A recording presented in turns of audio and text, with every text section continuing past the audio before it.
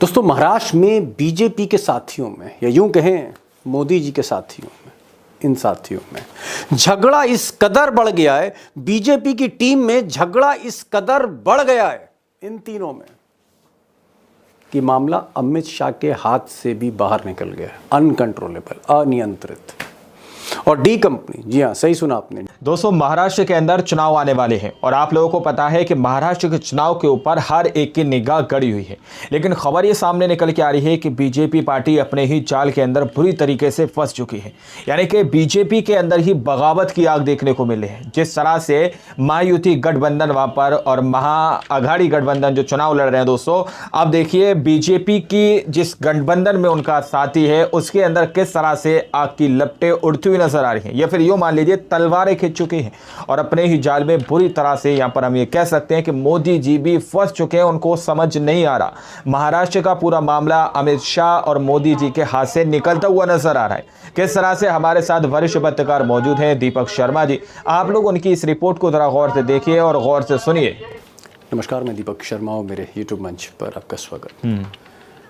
दोस्तों, महाराष्ट्र में बीजेपी के साथियों में, या यूं कहें मोदी जी के साथियों में, इन साथियों में झगड़ा इस कदर बढ़ गया है, बीजेपी की टीम में झगड़ा इस कदर बढ़ गया है इन तीनों में कि मामला अमित शाह के हाथ से भी बाहर निकल गया। यानी बीजेपी के नेता आपस में लड़ने लगे हैं अब और महाराष्ट्र के अंदर। जी हाँ, सही सुना आपने, D company, Dawood Ibrahim company, D company को लेकर देवेंद्र फडणवीस और अजीत पवार, दो उप मुख्यमंत्रियों के बीच में बातचीत बंद है।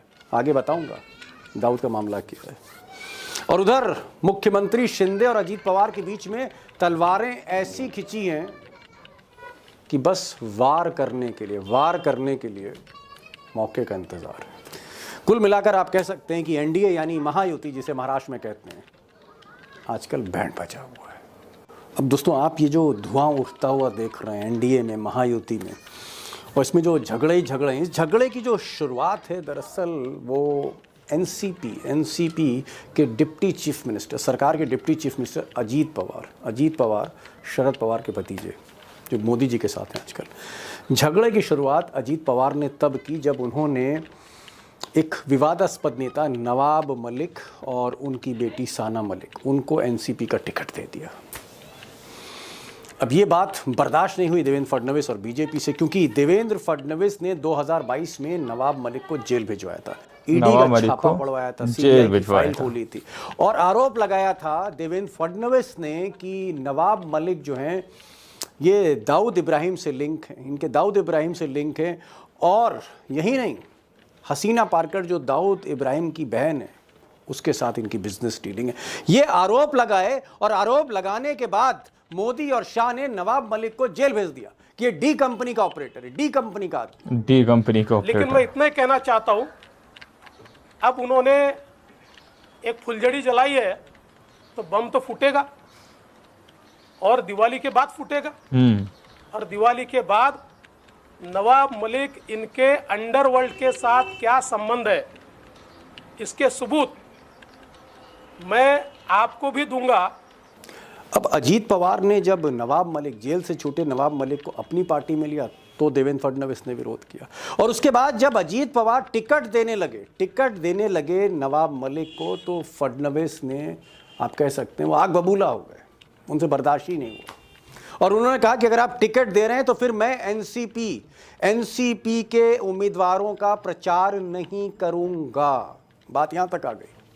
लेकिन अजीत पवार पता नहीं क्या है, शरद पवार के कहने पर, जिसके भी कहने पर, अजीत पवार ने आज टिकट दे दिया, नामांकन करवा दिया मुंबई के मानखुर्द शिवाजी नगर सीट से। और ना सिर्फ नवाब मलिक को टिकट दिया, उनकी बेटी को भी टिकट दे दिया। पूरी तरह से गांव में आग लगा दी है, दिया जला दिया भाई साहब। उन लोग, ये जो लोग अभी तक इनका विरोध कर रहे थे, उनकी आग लग चुकी है।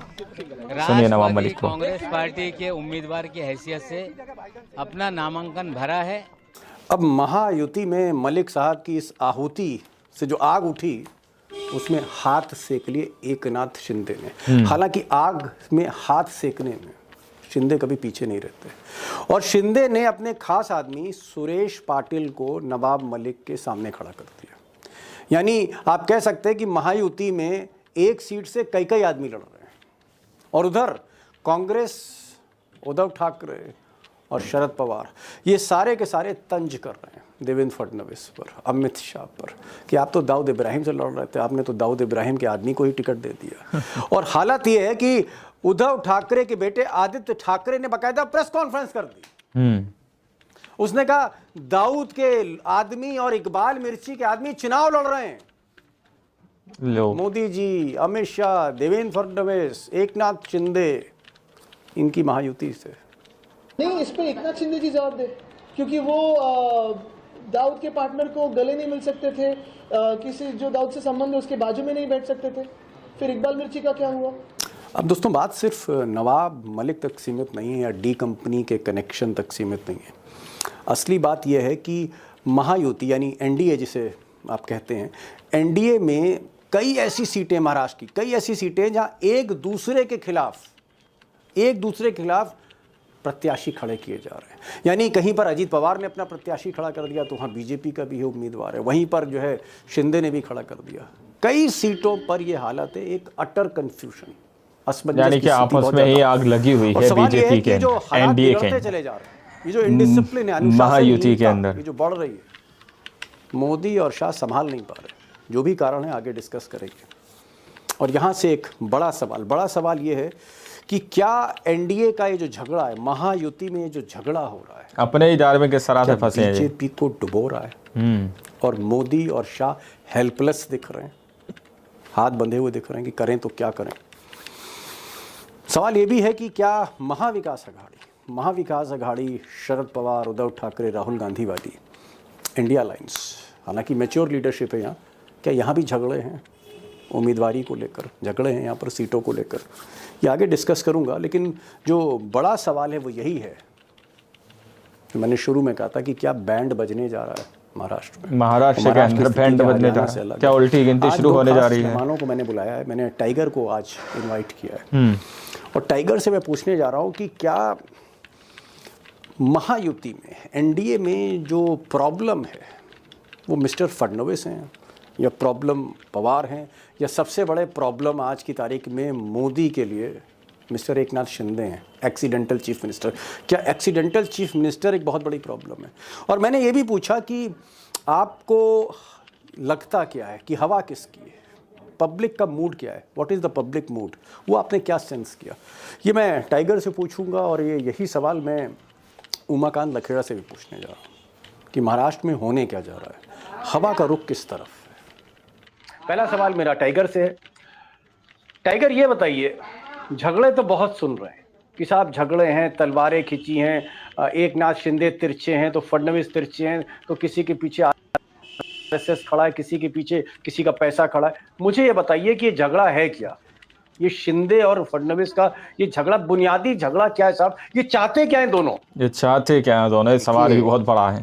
सवाल ये है कि यदि एकनाथ शिंदे मुख्यमंत्री बने हैं और उनके नेतृत्व में चुनाव हो रहे हैं तो वो फिर से मुख्यमंत्री बनना चाहते हैं। संघ चाहता है कि भाजपा का मुख्यमंत्री। ओके, यदि अमित शाह की चली तो वो यकीनन एकनाथ शिंदे को मुख्यमंत्री बने। ये क्या कहना चाह रहे हैं? एकनाथ शिंदे मतलब अमित शाह की गोद में बैठा है और देवेंद्र फडणवीस मोहन भागवत की गोद में बैठे हैं, ये कहना चाह रहे हैं आप? नहीं, मोहन भागवत के गोद में नहीं, वो गोद में बैठे थे नरेंद्र मोदी जी के गोद में, नरेंद्र मोदी जी के फडणवीस। हाँ, उसके बाद जब दिल्ली में इक्वेशन चेंज हो गए, अमित शाह सर्वशक्तिशाली हो गए, रगड़ खा गए, नरेंद्र के बाद देवेंद्र वाली बात खत्म हो गई। ओके, तो देवेंद्र को उप मुख्यमंत्री, यदि एकनाथ शिंदे आए थे उप मुख्यमंत्री बनने में तैयार थे, उन्होंने मुख्यमंत्री पद नहीं मांगा था। मतलब शिंदे ने डिप्टी चीफ मिनिस्टर तो खुश थे, वो खुश थे। अगली बार यदि देवेंद्र फडणवीस को फिर उप मुख्यमंत्री बनाने के लिए बोला तो फडणवीस क्या करेंगे? पार्टी छोड़ेंगे जी। तो एकनाथ शिंदे को वो नंबर तो चाहिए, एक सीजेबल नंबर, बीजेपी से बड़ा ना हो लेकिन एक ताकत तो हो। एकनाथ शिंदे चाहते हैं कि ऐसी खिचड़ी बने कि कोई भी एक दूसरे के सिवा सरकार ना बना पाए, यानी सब लोग संग में रहकर बीजेपी और अजित पवार मिलकर सरकार बना ले, एकनाथ शिंदे को साइड छोड़ दे, ये सिचुएशन नहीं आने देना चाहते। ओहो, आप कह रहे हैं कि शिंदे ये चाहते हैं कि साहब इस तरह के नंबर आए कि अजीत पवार और बीजेपी दोनों एक हो जाए तो भी सरकार न बने, यानी कहीं ना कहीं शिंदे की जरूरत पड़े, शिंदे एक नेसेसिटी हो जाए। राजनीति में यदि आपके पास नंबर होने के बाद उसकी जरूरत नहीं तो आप यू आर नोवेयर। बिल्कुल सही बात है। एक चीज, पैसे की कमी नहीं है और रॉबिनहुड इमेज है, झोले में पैसा लाते हैं तो बोरे में बांट देते हैं, समझ गया। मुझे बताइए प्लानिंग तो बहुत अच्छी शिंदे साहब ने की है और सारी प्लानिंग आपने खोल के सामने रख दी, लेकिन एक सिचुएशन मान लीजिए, राजनीति तो सिचुएशन का खेल है, एक सिचुएशन ये आ गई कि साहब सरकार एनडीए की दोबारा बन रही है, जो भी खेल हो, मशीनों का खेल हो, गिनती का खेल हो, पैसे का खेल हो, बायोलॉजिकल पावर का खेल हो, जो भी हो, मान लीजिए सरकार महायुति की फिर से बन गई और एकनाथ शिंदे को मुख्यमंत्री मोदी जी ने नहीं बनाया तो क्या होगा? फिर क्या होगा? फिर एकनाथ शिंदे का क्या होगा? ये मुझे बताइए। फिर एकनाथ शिंदे की पार्टी टूट जाएगी। एकनाथ शिंदे कहेगा मैं क्या करूं, अब मेरे पार्टी ही टूट 22 लोग, हाँ, मेरे 22 लोग छोड़ के गए, वो नाराज है। दोस्तों, आप लोगों ने इस वीडियो को शुरू से आखिर तक देखा। वीडियो के अंदर साफ तौर पर बताया गया कि किस तरह से जो है महाराष्ट्र का मामला महायुति गठबंधन के हाथों से निकलता हुआ नजर आ रहा है और ये एक बड़ा झटका महायुति गठबंधन को है, क्योंकि यहाँ पर हर कोई चाहता है मैं आगे रहूं। जिस तरह से एकनाथ शिंदे सीधे तौर पर चाह रहे हैं कि इस गठबंधन के अंदर, इस चुनाव के अंदर मेरे बिना कुछ ना हो पाए, और वो चाह रहे हैं कि दोबारा से मैं सीएम महाराष्ट्र का बनूं। दोस्तों, तो इस तरह से महायुति गठबंधन के अंदर तलवारें खींची हुई हैं और मोदी जी और अमित शाह जी के हाथ से पूरा मामला निकल चुका है। समझ नहीं आ रहा कि आखिर करें तो करें क्या। इस तरह की बात इस रिपोर्ट के अंदर कही गई है। आप लोगों ने इस वीडियो को शुरू से आखिर तक देखा।